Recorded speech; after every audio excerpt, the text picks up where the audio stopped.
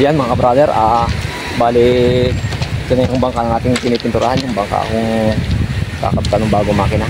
Kaya pag napinturahan natin mga brother yung ilalim na ito, ay baka bukas pangalan naman, tapos lalagyan natin ng number ng Coast Guard para kahit dumayo tayo ay walang problema, dahil lang kailangan sa dayo ay kompleto papilis tayo at saka may number para hindi na masyadong sitahin, hindi na masyadong tanungin. Pagka nakitang may number ay okay na yan, registrado yan. Bali napunasan na natin yung kulay puti, pero padudublihan pa natin yan. Yan. Tapos yung loob niyan mga brother at saka yung orange sa ilalim, yan hindi pa napipinturahan yan. Bali baka bukas pasadahan natin yan. Unahin mo natin yung puti. Yung mga tarik na yan may pintura ng mga brother, yung tarik.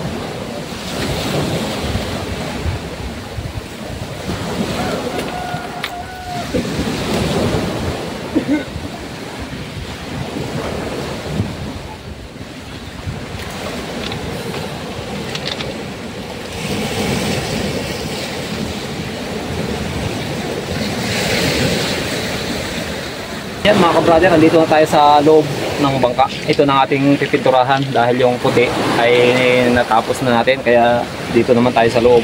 Yan mga kabrother, dito na tayo magpipintura ngayon sa loob na ito. Ito mga kabrother yung loob na ng kamarote. Yung may mga lagayan na ng gamit na yan. Tapos gumawa tayo mga kabrother dito ng, kasi bumili tayo ng makina ay yung electric starter, kaya gawa tayo ng yan yung battery mga kabrother. Bali dito sa ilalim ng kamarote natin naglagay tayo ng kahon ng lalagyan ng battery, para yung, kasi mga kabrother, kung ang battery dito natin ilalagay sa loob ng kamarote na yan, madaming gamit dyan, ay hindi maiwasan kasi ang bangka ay laging tumatagilid, kaya natatapon yung tubig, kaya nagagato yung mga gamit na kalahok ng battery. Kaya ginawa na natin siya dyan ng lagayan talagang may kwarto na siya dyan, battery lang talaga nakalagay dyan. Yan mga kabrother, at magpipintura na tayo dito sa loob. Brother, mahirap yung pintura pagdalas, dahil lang kailangang matapos ito, dahil lang nasa dayo na yung mga kasama natin, yung umalis na kanina.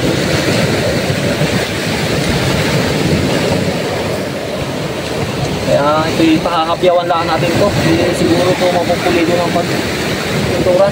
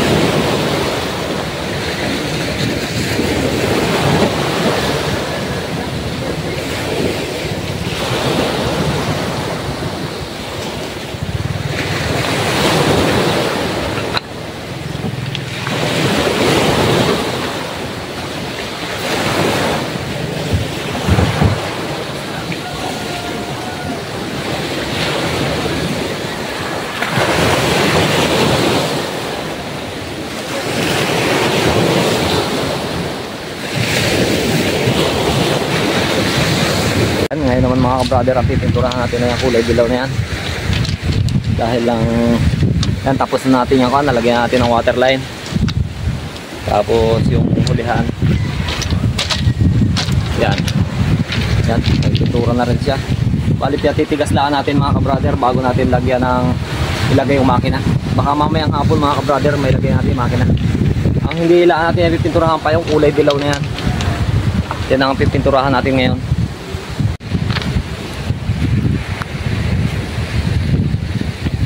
Pinaburan tayo ng panahon mga ka-brother.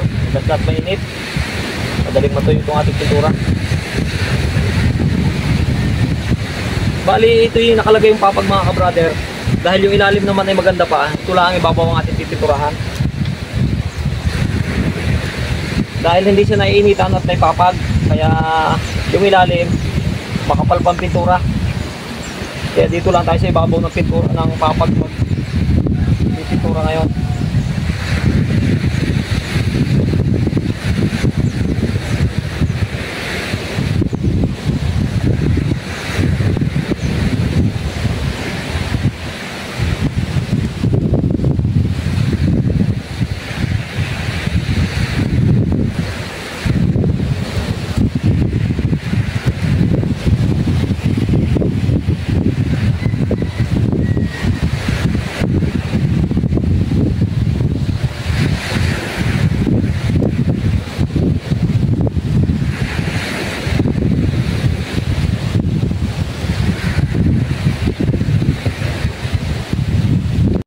Ay mga brother, tapos natin yung kabilang side na yun, kaya ito naman kabilang ito ating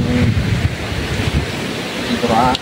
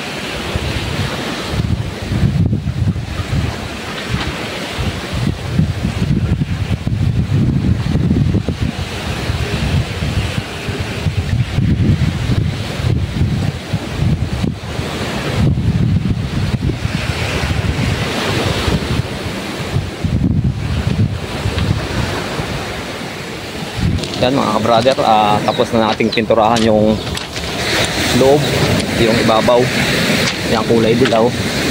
Ang pipinturahan na lang natin ay orange. Yan mga ka-brother, oh. Yan kulay dilaw na yan, bagong pintura na yan. Tapos yung kabila, tapos na rin. Basta tapos na rin loob mga ka-brother. Yan. Yan. Tapos na yan. Bali itong orange na lang ang mga ka-brother na itong pipinturahan natin, itong ilalim na ito. Mga brother, dito tayo mag-uumpisa sa huli. Pagpunta tayo sa una dahil dito ay napakainit pa. Masyadong mainit. Kaya dito muna tayo mag-uumpisa.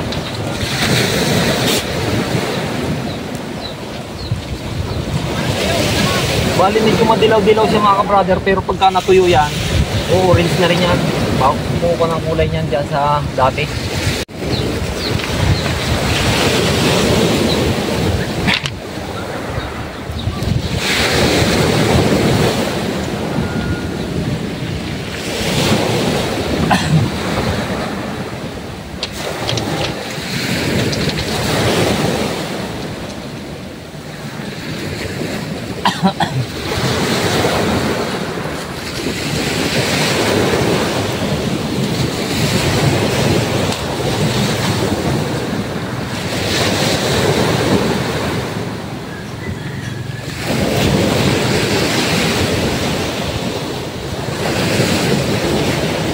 Ayan mga ka-brother, rin na yung katapusan ng kayarian ng pagpipintura ng ating bangka.